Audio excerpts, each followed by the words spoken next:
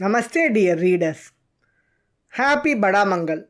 This is the last Bada Mangal of this year. Let us chant Hanumastotra Rupa Namakathanam from Parashara Samhita as given in chapter 79. This is a conversation between Ishvara and Parvati. Shri Parashara Uvacha Anyam Vishesham Vakshyami Shrunushva Munipungava Parvatyai Shankarenoktam Mantram tu Sumahadbhutam. Ishvara Uvacha Parvati Shrunuchanyatra Mala Mantramanuttamam Hanumat Samhitayam cha Mantrarajamidam Shubham. Pratapa Hanumanmala Manu Spashta Parakramaha Yojapecha imam mantram bhaktya shuddhendriya shuchihi tasyanilatmajo nityam putravad drishyate dhruvam matruka bindu sahita anuloma vilomika vargashtaka susamyukta ashtottara shata sankhya akshamala japa vidhau mantranam kshipra siddhida kavacham moola mantrancha संस्थवं मंगलात्मकं यंत्रमेतत् समायुक्तं त्रिलोकानपि साधयेत् नातः परतरं किंचित् मंत्रसिद्धिषु शस्यते रोगोपशमनं शत्रुक्षयकरं वादविजयम् अनेन मंत्रराजेन शीघ्रं मर्त्यो विजेयते विष्णुभक्तस्तु यो मर्त्यो जपेन्मन्त्रमनुत्तमं मोक्षविज्ञानसिद्धिस्तु तस्य हस्ततले स्थिता बहुनात्र किमुक्तेन शृणुष्वैकमनुत्तमं सर्वसौभाग्यबद्ध भक्तानां शृणु पार्वती.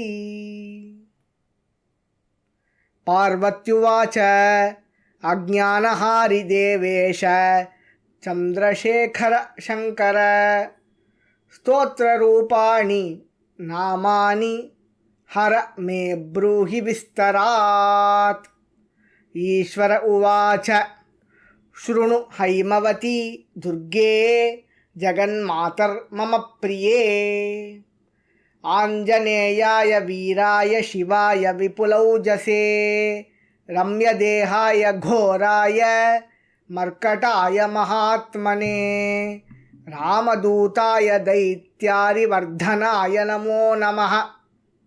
वायुपुत्राय ज्वालाय नमः कालाग्निरुद्राय वालिने च नमस्तुभ्यं कुमारब्रह्मचारिणे चलत्कुण्डलगण्डाय दण्डिताय शिवाय च पुण्डरीकनिभेक्षाय रामभक्ताय ते नमः. अरूपाय सुरूपाय अणुरूपाय ते नमः. विरूपाय सरूपाय कामरूपाय ते नमः. महद्रूपाय शक्तये नक्तञ्चरहराय च भुक्तिमुक्तिप्रदायाशु मुक्तदोषाय ते नमः. वज्ररूपाय देवाय वालास्त्राय तु ते नमः. वज्रदंष्ट्राय रौद्राय नमो रुद्रसुताय च ब्रह्मतेजाय तेजाय भविष्यद्ब्रह्मणे नमः. नमो दोर्दण्डचण्डाय ब्रह्मास्त्रस्तंभनाय च सीतादुःखविनाशाय सुग्रीवसचिवाय च पंचवक्त्राय आक्रांत लोकालोकाय ते नमः. नमस्त्रिमूर्तिरूपाय नमोऽब्धिलङ्घनाय च रामपादाम्बुजक्रीडासक्तमानसवृत्तये स्वर्णवर्णाय पूर्णाय पूर्णचन्द्रनिभाय च अज्ञानार्णवनावाय आपदुद्धारकाय च कबलीकृतमित्राय कल्याणगुणशालिने भक्त्यानुरक्तचित्ताय भवरोगहराय च भोगभाग्यप्रदायाथ रामदासाय ते नमः सुदूरीकृतदौष्ट्याय त्रैलोक्यगीतकीर्तये नमः कृपासेवधये चातुरीनिधये नमः पार्थध्वजनिवासाय प्रार्थिताखिललोकिने भक्त्योद्यानवसन्ताय शत्रुदावदहाय च अक्षराय अनन्ताय अच्युताय रिहारिणे दशकण्ठमहादर्पदलनाय नमो नमः मुद्रापहारिणे तुभ्यं रामाज्ञाकारिणे नमः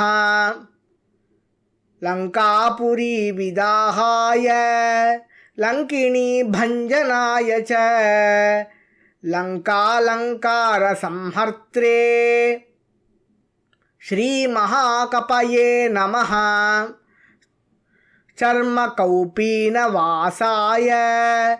लसन्मौञ्जीधराय च रामपादाब्जभृङ्गाय पिङ्गाक्षाय तु ते नमः लसद्यज्ञोपवीताय कुण्डलालङ्कृताय च तुलसीदलदामाय तुङ्गीतुङ्गभुजाय च नखायुधाय वीराय नव्यतेजाय ते नमः मन्दारसुमदामाय नमः सुन्दरमूर्तये विष्णुभक्ताय श्रेष्ठाय ब्रह्मज्ञानिनि योगिने त्यागिने रागिणे तुभ्यं रम्यदेहाय ते नमः अंगदाय नमस्तुभ्यं संगराहितहारिणे दिव्यमंगलदेहाय मंगलाकारिणे नमः शत्रुमांगल्यसंहर्त्रे सुग्रीवाय नमो नमः नमः प्लवगरूपाय श्रीरामप्रिय ते नमः इत्यष्टोत्तरनामानि यः पठेद्भक्तिभावितः स पुमान् श्रियमाप्नोति पुरुषार्थं चतुर्विधम् दिव्यत्कुण्डलकर्णमण्डितलसद्गण्डं हरिं वायुजं चण्डांशुप्रतिभासमानरुचिरं शत्रुप्रहारं सदा नानारत्नविभूषितोज्ज्वलमहामुक्तासरैर्भूषितं ध्यायेत् श्रीरघुरामदूतमनिशं शान्तं हनूमत्प्रभुं दिव्ययज्ञोपवीताढ्यं रत्नकुण्डलमण्डितं लसन्मौञ्जीयुतं देवं हेमकौपीनधारिणम्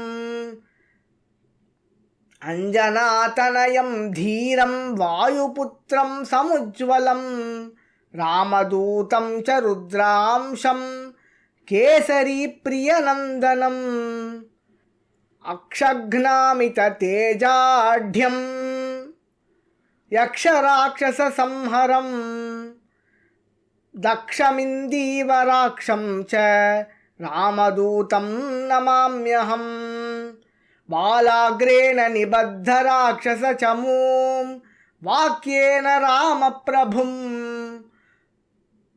भक्तानक्षयभोगभाग्यपुरुषार्थप्रापकः श्रीपदैः ध्यायन्तं तव दासदासमनिशं मां रक्ष रक्षेति च कश्चिद्रामस्य भृत्यः कपिकुलप्रवरः कश्चिदाड्यश्च कश्चित् पुत्रश्च धूतः जलरुहनयनः कश्चिदापत्सु मन्त्री एवं नित्यं सुसत्यं सकलविरचितः सत्यवादी सुवादी वाली माली सुपाली परमभयकरो वानरः पातु नः सः इति स्तुत्वा हनुमन्तं पूजां कुर्यात् प्रयत्नतः स एव व्रजते काम्यान् नात्र कार्या विचारणा।